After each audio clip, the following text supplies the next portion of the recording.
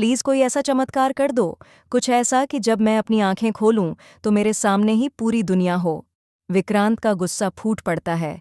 वह अपनी माँ नीतू और मन्नत पर गुस्सा निकालता है और दोनों की बेइज्जती करता है। लेकिन अब फाइनली मन्नत जवाब देने वाली है।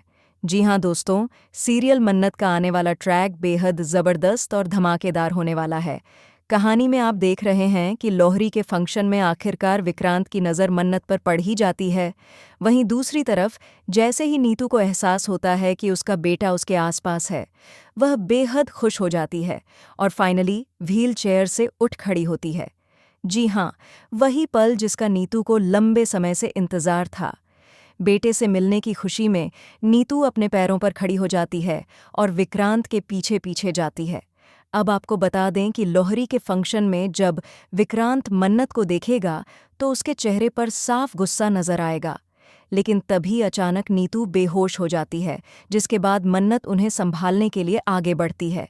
दूसरी ओर विक्रांत की नफरत इतनी बढ़ चुकी है कि वह मन्नत को अपने आसपास भी बर्दाश्त नहीं कर पाता। इतने साल बीत जाने के बाद भी विक्रांत के दिल और दिमाग में मन्नत के खिलाफ सिर्फ गलतफहमियां और जर ही भरा हुआ है।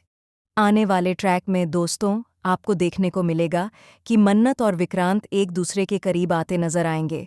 लेकिन कैसे? यहाँ नीतू विक्रांत पर खूब गुस्सा करेगी और उससे सवाल करेगी कि उसके दिल में इतनी नफरत क्यों है। वह याद दिलाएगी कि एक समय वह मन्नत पर कितना भरोसा किया करता था और आज उसे देखकर उसके अंदर इतनी चिढ़ क्यों भर जाती है। नीतू विक्रांत को समझाएगी कि वह अपनी माँ पिता से दूर भाग रहा है। अब मन्नत भी विक्रांत को सही रास्ते पर लाने की कोशिश करेगी, लेकिन विक्रांत किसी की एक भी बात सुनने को तैयार नहीं होगा और उल्टा सीधा बोलने लगेगा। इसी बीच मन्नत यह सच्चाई छिपाकर रखना चाहती है कि दुआ उसकी बेटी है, लेकिन दुआ अचानक सामने आ जाती है। अब विक्रांत को यह पता चल जाता है कि दुआ मन्नत की बेटी है और उसका गुस्सा और भी बढ़ जाता है, क्योंकि उसे लगता है कि दुआ धैर्य और मन्नत की बेटी है।